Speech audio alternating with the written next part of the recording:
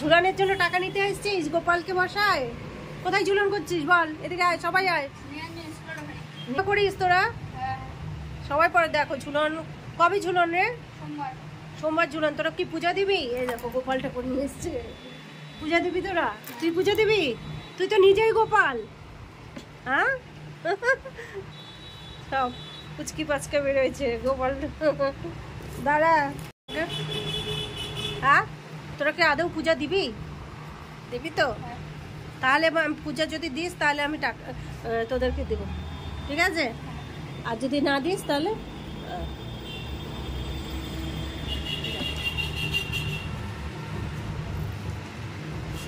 ঝুলন পূর্ণিমার জন্য পুচকি বাচ্চারা থালার মধ্যে গোপাল ঠাকুর নিয়ে বেরিয়েছে। ওদের এটা একটা ঝুলনের আনন্দ। ছোটবেলায় আমরাও করতাম ঝুলন।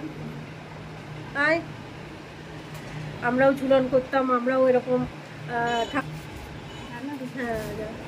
হ্যাঁ পুজো দিতাম। তো সব মিলিয়ে মিশে ঝুলন খুব সুন্দর, মানে একটা আনন্দের, একটা ঝুলন সাজানোটা একটা আনন্দের।